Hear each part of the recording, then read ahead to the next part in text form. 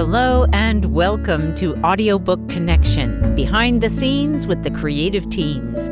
I'm Becky Parker Geist and I'm your host.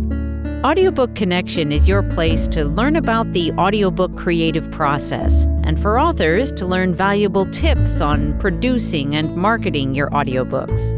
This podcast is sponsored by Pro Audio Voices, helping great stories come alive through audiobook production and marketing.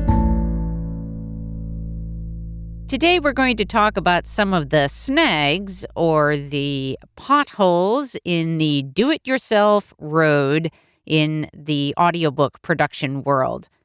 So I'm going to give a few different kinds of things that can happen if you're trying to do it yourself so that you'll be aware of these potential problems. They may help you decide that you want to work with a producer, but whether or not that's the case, the important thing is that you're on the watch, that you know that these things can happen. The first one we're going to cover is a lack of agreements. Now, this is a topic that we're actually going to cover in much more detail in an interview in our next week's episode, an episode with Kelly Way, who is an intellectual property attorney. Today, I just want to cover the fact that this can happen very, very easily, and it is something to be aware of and to make sure it doesn't happen to you. I'm going to give as an example of how this can play out using a real-life example, but I won't name names. We had a client come to us who was already on the do-it-yourself path. She had spoken with voiceover talent that she had known for many years. They were friends. And she had also spoken with another voiceover person that she knew for many years and had talked with them about this project. And they were all excited about helping pull this project together. They also had identified an audio engineer who was a friend of somebody related to one of those folks. And so there was an indirect connection there. And again, excitement about participating in the project and lots of enthusiasm. The challenge was that none of them talked about money and what agreement they were stepping into with each other. There was, again, lots of enthusiasm and energy about creating this thing, this finished audiobook project, but not a willingness on any of their parts to really state what their expectations were or their needs were in terms of what they would bring to the project. And the responsibility really falls to every participant in business agreement. And that's really what this was and always is when you're working together to build something and there will be some kind of financial arrangement in the end, you really need to make sure that that agreement on what that financial arrangement is, as well as any other terms of the arrangement or the agreement, such as rights. In this scenario, one of the talent was also a songwriter. Together, the author and songwriter had agreed that the songwriter would create a song that would be incorporated in this book. In addition, she would be the performer of the song.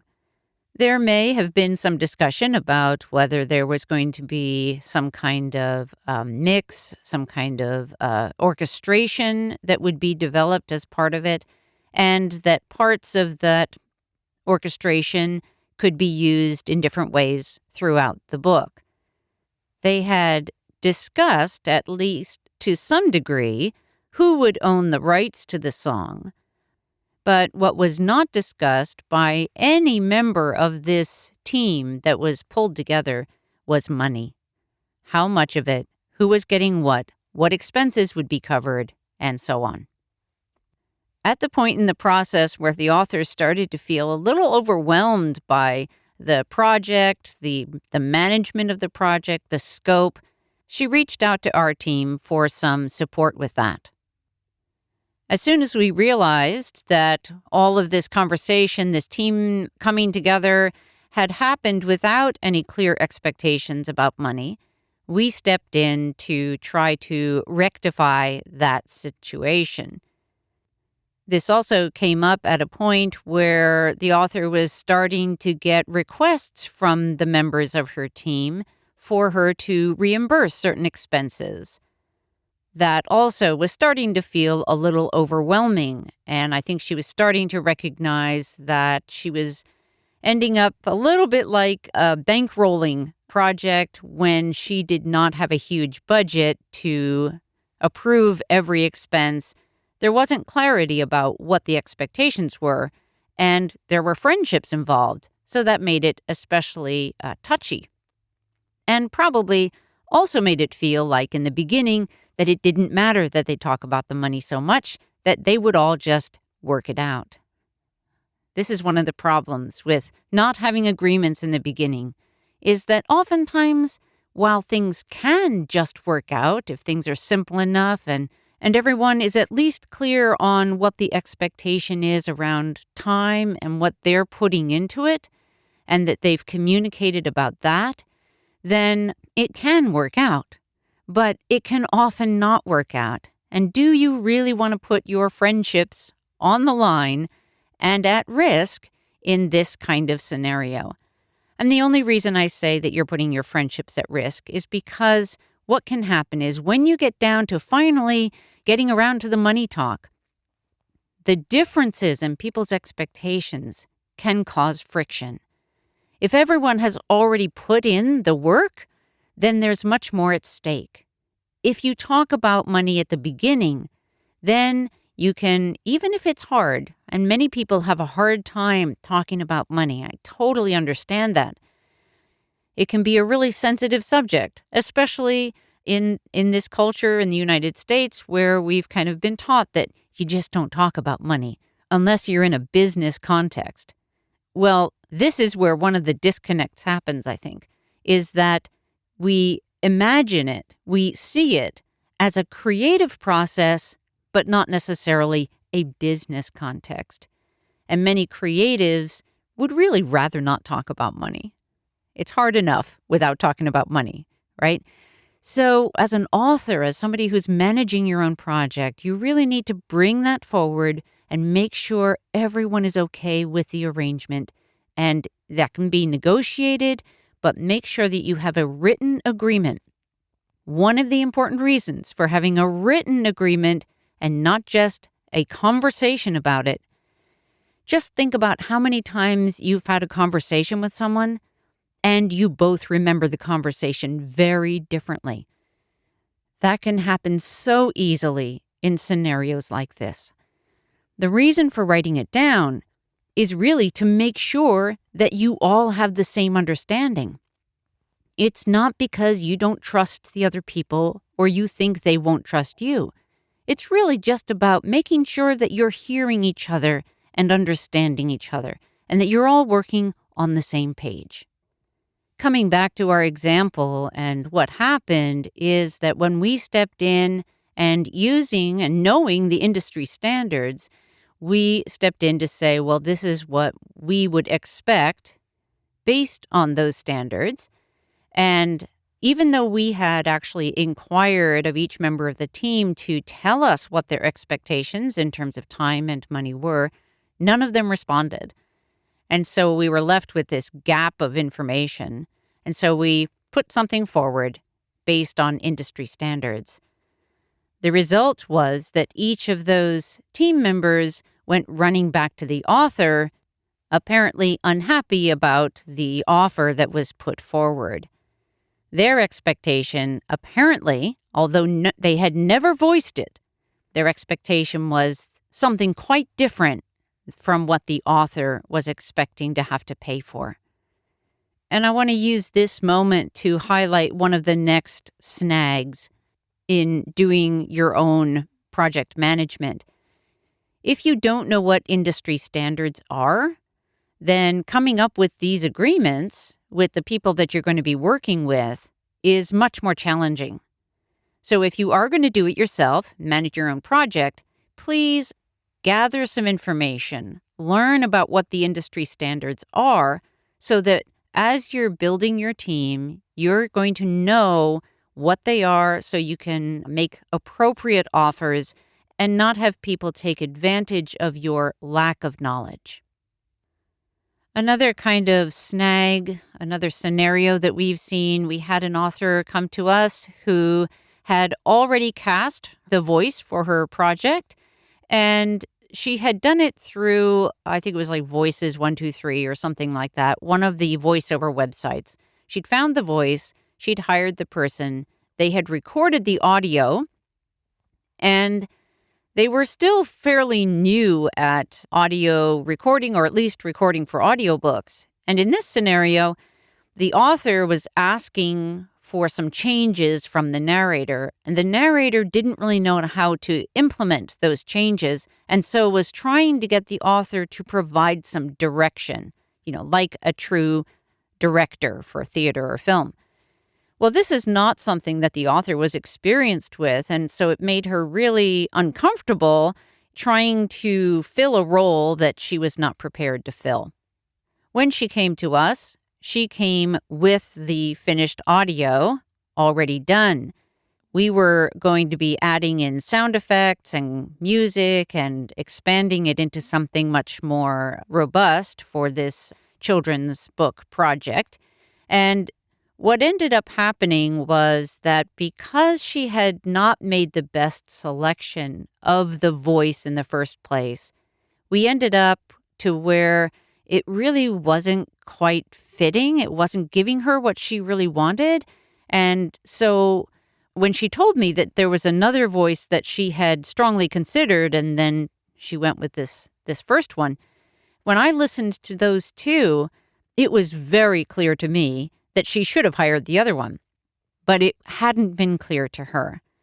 The way that played out was she ended up having to pay twice for the narration because the person that she then hired to do the replacement audio, and who turned out to be great and was, did a great job, it just cost her more. And she, similar to the first author I mentioned, was trying to work on a budget. That's often the case when you're doing a do-it-yourself approach. So you especially want to be careful of these snags because they can end up costing you more, not only in money, but also in time, than you would have paid if you had hired an expert to help you in the first place, someone to help you produce the audiobook and make sure that you're not falling into these potholes and ending up with a flat tire in your audiobook journey.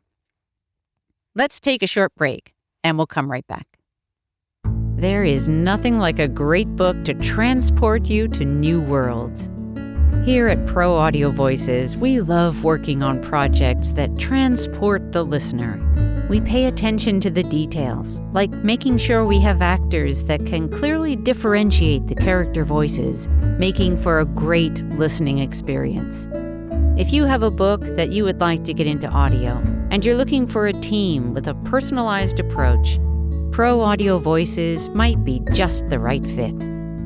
Come visit us at proaudiovoices.com. I'm going to talk about one more casting issue that has come our way. We have a project that came to us again. This is an author who found her own narrator, and the narrator came from the acting world but not experienced in audiobooks. The assumption was that the translation, the bringing those acting skills into the audiobook world would translate perfectly and no problem. And the resulting, it's been especially challenging, and just trying to help the narrator get up to speed with what's required for audiobooks. And the result is that the author's project is taking way longer than anticipated. There's a lot more time and energy going into the project just to get to sort of that ground level product. And so that is another place where it can be tricky. You can potentially run into a problem. And so you should be aware of that. We've also had people come to us when they had hired a narrator to do a project for them, and then that narrator delivered a file, one giant file, and the author had, first of all, it was so big, the author couldn't even figure out how to deal with the file to access it, let alone figuring out what to do with it in terms of making it such that it would get past and through audiobook distribution. That's a scenario that suggests that the voiceover talent that author hired wasn't experienced with audiobooks and what any author would actually need. So that could potentially have been mitigated or avoided if the author had known what questions to ask the narrator. Another scenario we see is when a voiceover talent has been hired and they deliver audio, and the audio quality itself, that from a technical perspective, the audio quality is so poor that neither the narrator nor the author knows what to do about how to fix it. That is a point at which you would really need an audio engineer to step in, and sometimes they can take it from there and provide what you need.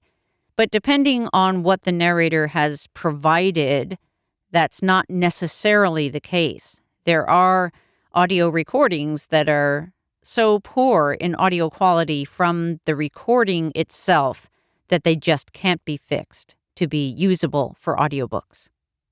We've had authors who tried recording their own, just recording them into the phone and trying to submit them in that form. And of course, they were not accepted for distribution for many different reasons. And they didn't know which way to turn or what to do to be able to actually get their content into the audiobook world because they didn't understand what was technically required. Remember that when it comes to getting your audiobook files through distribution channel or through the digital distributors, it's really a pass or fail. You can't, almost make it. You either pass their specifications or they fail. And while they're very good about telling you what things they failed on, those issues may not be something that's recognizable to you as how to fix it or even what it means. For example, RMS. What does it mean? And how do I make it better? That's something that you may have no clue about. And I would say most people don't, but an audio engineer does. This is also a scenario where you can help yourself if you want to record your own audiobook, but you don't really know enough about it, is at the very least, rather than trying to record at home, go to a professional studio and tell them what you need and record there. The cost of hiring a studio to do that technical part is going to be well worth it. And the last snag we're going to cover in this episode today really has more to do with missing out on an opportunity or opportunities than it does about not getting your book into audio at all. And that is that you can miss out on opportunities to leverage the audio if you personally don't know how to do that or what things are opportunities. Talking with someone who knows how to market audiobooks, understands how to leverage them so that you can achieve your biggest goals is a really valuable experience. So I highly encourage that. I would love to hear from anyone who has hit a different kind of pothole in the audiobook road or snagged in some other way. I would love to hear from you and tell me what that was, what happened, how did it play out, so that we can share that with our listeners and help you as our listeners to have the best possible experience in the audiobook journey. As always, if we can be of help, if you would like to schedule a short, free consultation with us, please reach out to us at proaudiovoices.com. We're here to be of help and to service. Thank you so much for joining me, and I hope you'll be with us next week when we interview Kelly Way. intellectual property attorney who will talk with us about creating agreements and what should be included in those. Thanks again. Thanks for joining us for Audiobook Connection, behind the scenes with the creative teams. Please take a moment to subscribe at audiobookconnection.com. The podcast is sponsored by Pro Audio Voices, helping great stories come alive through audiobook production and marketing. Learn more at proaudiovoices.com. Again, thanks for being with us, and please join us next week.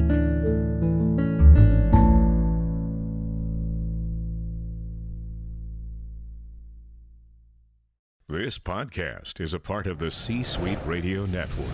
For more top business podcasts, visit c-suiteradio.com.